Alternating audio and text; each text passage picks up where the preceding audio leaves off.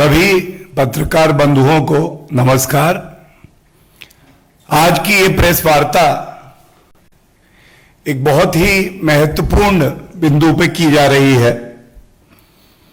आप सभी लोगों को ज्ञात होगा कि कलकत्ता हाईकोर्ट ने जो पश्चिम बंगाल में चुनाव के परिणाम आने के बाद हिंसा हुई थी, उस पे एक अहम फैसला दिया है। ये जो फैसला है, ये 5 न्यायाधीशों की खंडपीठ ने दिया है। ये इसलिए और महत्वपूर्ण हो जाता है। और इसमें एक विशेष बात और भी है कि 5 जजेस ने कलकत्ता हाईकोर्ट के एक मत से कहा है कि जो निर्दोष नागरिक पश्चिम बंगाल के जिन्होंने उत्पीड़न सहा, जिनके परिवारजनों को मार दिया गया, वो महिला जिन्होंने अपनी अस्मिता खोई है, उनको इंसाफ मिलना चाहिए। और ये इंसाफ एक निष्पक्ष जांच के बाद ही संभव है। और इसीलिए 5 न्यायाधीशों ने यह फैसला किया है, जितने भी प्रकरण हुए हैं हत्या को लेके, महिलाओं के खिलाफ जो हिंसा हुई है, दुराचार के मामले हैं, उसमें सीबीआई जांच आवश्यक हो जाती है। जो अहम बिंदु है वो मैं आपके समक्ष अभी रखूंगा, लेकिन ये फैसला इतना अहम है कि कुछ अहम बातें मैं आपके समक्ष दोहरा रहा हूं। ये 5 न्यायाधीशों की खंडपीठ थी। 5 ने एक मत से कहा है कि सीबीआई जांच की आवश्यकता है। और तीसरा अहम बिंदु यह है कि ये जो जांच है, हत्या के मामले जो हुए हैं पश्चिम बंगाल में, जो दुराचार के मामले हैं और जो आपराधिक कृत्य हैं महिलाओं के खिलाफ, ये सीबीआई जांच कोर्ट मॉनिटर्ड भी होगी, कोर्ट मॉनिटर्ड प्रोब।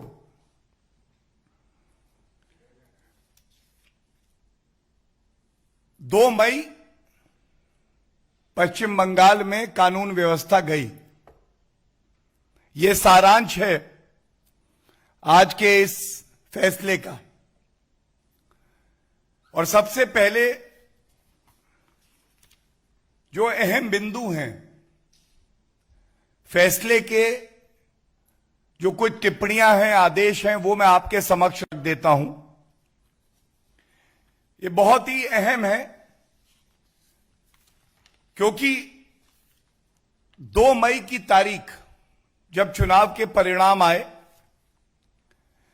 कोई भी जीते कोई भी हारे, कोई भी सत्ता में आए कोई भी विपक्ष में आए, लेकिन लोकतंत्र की जीत होने का अवसर था।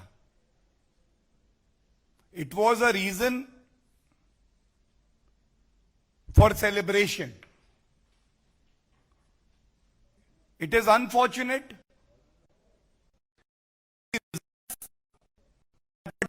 ऑन द सेकेंड में हत्या करेंगे, दुराचार करेंगे, और वो हमारा भाई बहन, उनका परिजन, कानून में आस्था रखने वाला नागरिक जब पुलिस स्टेशन जाता है और वो चाहता है उसकी कंप्लेंट लिखी जाए, और जो सर्वोच्च न्यायालय कहता है कि अगर संज्ञेय अपराध है तो पुलिस के पास सिर्फ एक ही रास्ता है, एफआईआर दर्ज करने का। हत्या, दुराचार संगीन अपराध है। उनकी एफआईआर भी नहीं लिखी जाती है और साथ में उनको धमकाया जाता है। ये जजमेंट आज कहता है, ये आज हाईकोर्ट कहता है। Number of cases of murder are sought to be claimed as natural death without recording FIRs and the investigations of cases as per procedure established by law. हत्या हो गई, हत्या का ये जो कृत्य है इसे आप नहीं रोक पाई। आप मुख्यमंत्री थी ममता बनर्जी जी, लेकिन जो इंसाफ दिलाने की आपकी जिम्मेदारी थी आप उसमें भी विफल रही। और ऐसा इसलिए है कि पश्चिम बंगाल वो प्रदेश बन गया है जहां वर्दी का इस्तेमाल किया जाता है अपनी राजनीतिक महत्वाकांक्षाओं की पूर्ति के लिए। वर्दी जनता की सबसे बड़ी रक्षक होती है। टैक्स पेयर के रुपए से वेतन मिलता है, संविधान को पालन करते हुए अपनी जिम्मेदारी का निर्वहन करने का उनका दायित्व है। लेकिन ममता बनर्जी के और ही मंसूबे थे। Number of persons are alleging that they were forced to leave their houses and villages and had not been able to come back because of threat. अगर आप ममता बनर्जी के समर्थक नहीं हैं तो आज उनकी कुंठित मानसिकता यह है कि आपको पश्चिम बंगाल में रहने का कोई हक नहीं। और जो अब मैं पढ़ने जा रहा हूं ये बड़ी ही पीड़ा से पढ़ रहा हूं।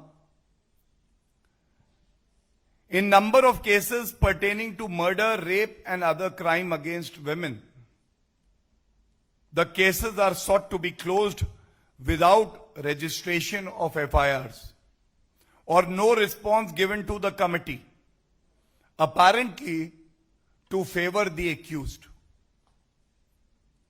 बिना FIR दर्ज कराए मामले को रफा दफा कर दिया जाता है क्योंकि ममता बनर्जी अपराधियों के साथ खड़ा होना ज्यादा पसंद करती है। इसी तरह से और भी कई ऑब्जर्वेशंस हैं। जितनी बातें इस जजमेंट में आई हैं इसका संज्ञान लेने के बाद कलकत्ता हाईकोर्ट ने जो निर्देश दिए हैं वो मैं आपके समक्ष रख देता हूं। बहुत ही महत्वपूर्ण है। पहला निर्देश ये दिया है, all the cases where as per the report of the committee. ये कमिटी उच्च न्यायालय के आदेशों के बाद ही बनी थी। नेशनल ह्यूमन राइट कमीशन ने भी अपनी एक रिपोर्ट पेश करी थी और हाई कोर्ट ने कहा है the allegations are about murder of a person and crime against women regarding rape, attempt to rape shall be referred to CBI for investigation. The committee, NHRC, any other commission or authority and the state shall immediately hand over the entire record of the cases entrusted to the CBI for investigation. CBI जांच करेगी और जो सारा record है, जो evidence अभी तक इकट्ठा किया गया है, वो सब सीबीआई को दे दिया जाएगा। एक स्पेशल इन्वेस्टिगेशन टीम और बना दी गई है जो और हिंसा के मामले हैं, हत्या और महिलाओं के खिलाफ जो अपराध हुए उसके अलावा, तो वो भी प्रोब किए जाएंगे और सुप्रीम कोर्ट के रिटायर्ड जज के तत्वाधान में ये किया जाएगा।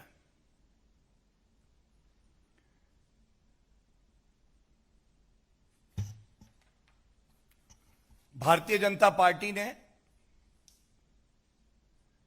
यह मुद्दा पुरजोर तरीके से उठाया।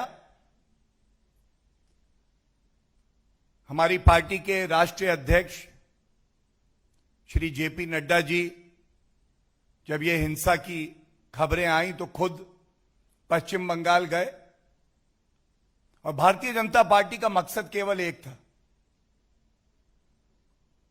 कि ये जो पीड़ित परिवार हैं, ये जो महिलाएं हैं जिनकी अस्मिता के साथ खिलवाड़ हुआ है,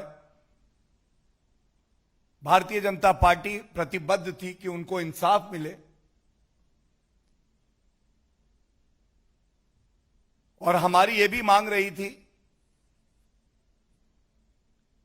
कुछ ऐसे पीड़ित परिवार भी हैं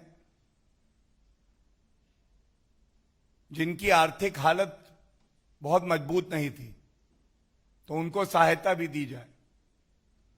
और मुझे ये कहना है कि आज पश्चिम बंगाल की कलकत्ता हाईकोर्ट ने इस बात को भी अपने आदेश में लिखा है कि ये जितने पीड़ित परिवार हैं उनको कॉम्पनसेशन दिया जाए। ये टाइम बाउंड विवेचना होगी, ये भी सुनिश्चित किया है कोर्ट ने और कहा है कि 6 सप्ताह के भीतर भीतर सीबीआई और एसआईटी उच्च न्यायालय के समक्ष अपनी स्टेटस रिपोर्ट पेश करेगी। और बहुत ही महत्वपूर्ण एक और निर्देश ये दिया है कि सभी अथॉरिटीज, सभी एजेंसीज सीबीआई और एसआईटी के साथ कोऑपरेट करेंगी, कोई दखल बर्दाश्त नहीं की जाएगी। यह सारांश था जो उच्च न्यायालय ने आज कहा है। और इस लोकतंत्र में हमारे संविधान निर्माताओं ने हमें ऐसा संविधान दिया जिसमें कई स्तंभ होते हैं। भारी मन से यह कहूंगा, पहला दायित्व चुनी हुई सरकार का होता है कि वो अपने नागरिकों की रक्षा करे, उन्हें इंसाफ दिलाए। और यहां ममता बनर्जी विफल रही, फेल रही। उनको एक फेल्ड मुख्यमंत्री कहना गलत नहीं होगा। और पुनः न्यायपालिका ने दिखाया कि अगर कोई मुख्यमंत्री अपने संविधान की शपथ को भूल जाएगा, अराजक तत्वों के साथ खड़ा हो जाएगा, तो न्यायपालिका जरूर नागरिकों का सुरक्षा कवच बन के आगे आएगी। एक महत्वपूर्ण बिंदु यह भी है, जैसा मैंने पहले भी कहा, जैसे ही हिंसा की खबरें आई थी, हमारी पार्टी के अध्यक्ष श्री जेपी नड्डा जी तुरंत पश्चिम बंगाल गए थे। वहां पे उन्होंने बहनों के आंसू पोंछे, जो पीड़ित परिवार थे उनके साथ कंधे से कंधा मिला के खड़े रहे। और इससे सीख लेनी चाहिए और विपक्षी पार्टियों को भी कि ठीक है आप सत्ता में नहीं है, लेकिन विपक्ष की भी एक बहुत बड़ी जिम्मेदारी होती है। भारतीय जनता पार्टी को बहुत बड़े वर्ग ने पश्चिम बंगाल में वोट दिया, एक बड़ी जिम्मेदारी दी विपक्ष की। और यह लोकतंत्र भारत का दर्शाता है कि एक विपक्ष क्या कर सकता है सकारात्मक रूप में।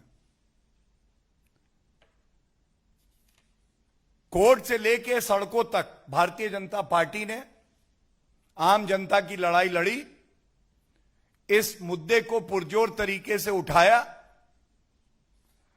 और पुनः आपके माध्यम से जो भाई बहन हमारे पश्चिम बंगाल में हैं, उनको ये एक संदेश जरूर देना चाहेंगे, उनको इंसाफ मिले, ये हमारी प्राथमिकता है।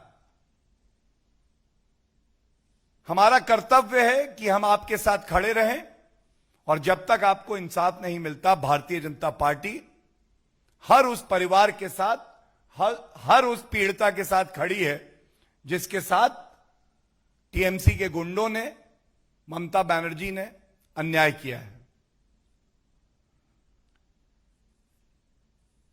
अंत इतना ही कह के करूंगा, ये जो एक बहुत मजबूत संदेश उच्च न्यायालय ने दिया है, इसे मील का पत्थर बनना चाहिए। अराजकता की जगह भारत में, पश्चिम बंगाल में या किसी भी प्रदेश में नहीं है, और एक मुख्यमंत्री को अपनी शपथ को याद रखते हुए यह ध्यान रखना चाहिए कि एक नागरिक का यह संवैधानिक अधिकार है, कानूनी अधिकार है कि वो किसी भी पार्टी, किसी भी विचारधारा के लिए वोट कर सकता है। और जब चुनाव जीत के आप मुख्यमंत्री बनते हैं, उसके बाद हर नागरिक की सुरक्षा की जिम्मेदारी वो मुख्यमंत्री की होती है, चाहे उसने आपके लिए वोट किया है या नहीं किया है। आत्मचिंतन का यह समय है और इस आशा से कि उच्च न्यायालय की टिप्पणियों का संज्ञान लेते हुए ममता बनर्जी जी आत्मचिंतन जरूर करेंगी और वो कानून के साथ खड़ी होंगी। जो पीड़ित परिवार हैं, उनको इंसाफ दिलाने की अपनी संवैधानिक जिम्मेदारी का निर्वहन करेंगी, और जो अराजक तत्व हैं, उनकी जगह केवल जेल में है, यह भी जरूर सुनिश्चित हो जाना चाहिए। धन्यवाद।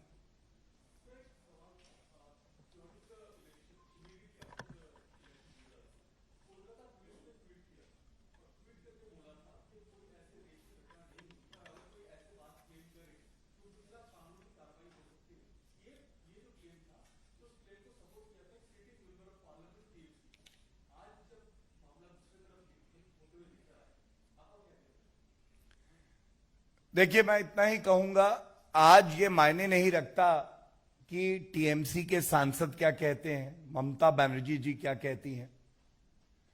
जब कोई चुनी हुई सरकार अपने दायित्व का निर्वहन नहीं करती है, तो हमारे संविधान में ये व्यवस्था है कि नागरिक के मूल अधिकारों का अगर हनन हो तो वो पुलिस के पास जाएगा, कंप्लेंट देगा, उसके बाद एफआईआर रजिस्टर होगी और एक निष्पक्ष जांच होगी।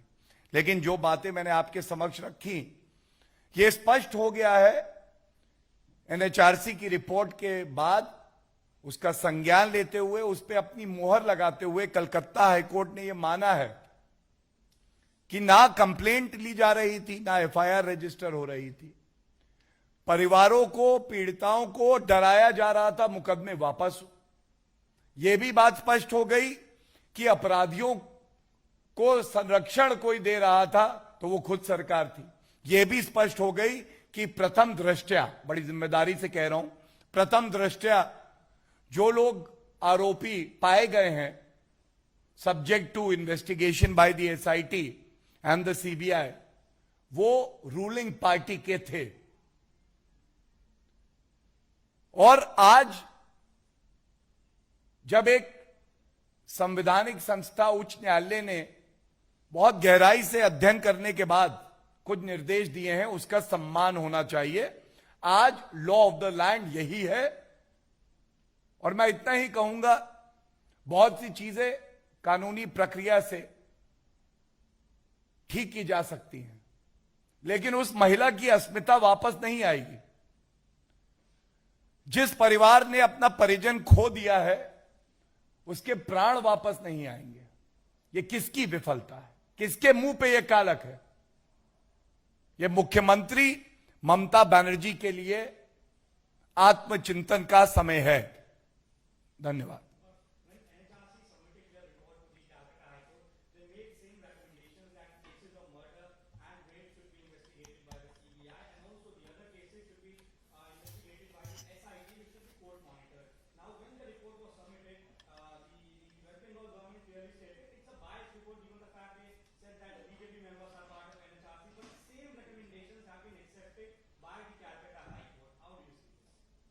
Thank you for asking me this question, because it would give me an opportunity to raise a larger point.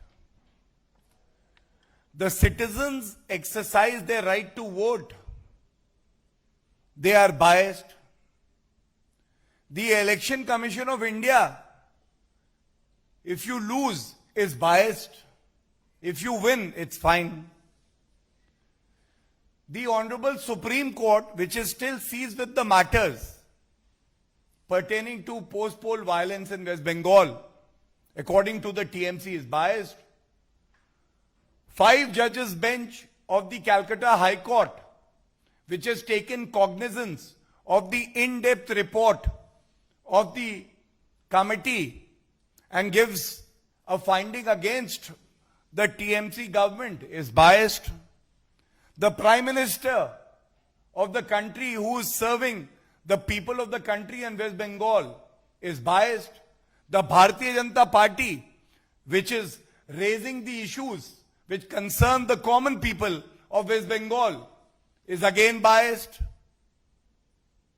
The question is, who do you trust?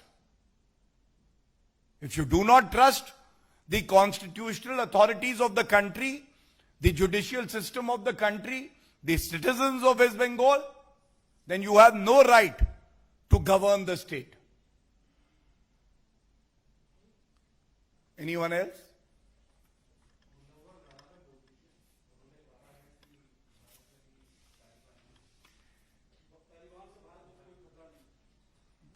देखिए, ये जो आज का विषय है प्रेस वार्ता का, ये बहुत ही अहम है। तो मैं इतना ही कहूंगा कि मैं इसी विषय पे बात करना चाहूंगा।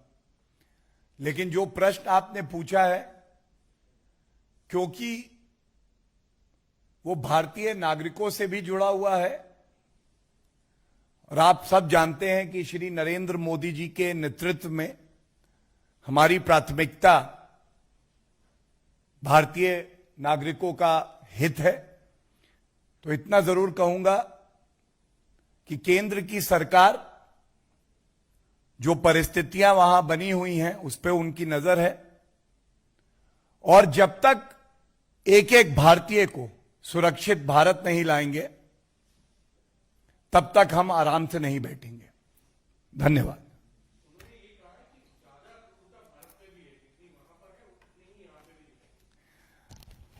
ये वो समय है जब हमें अपनी जिम्मेदारी का एहसास होना चाहिए,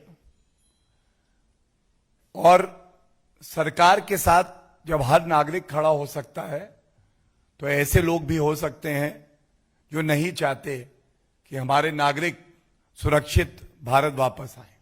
धन्यवाद।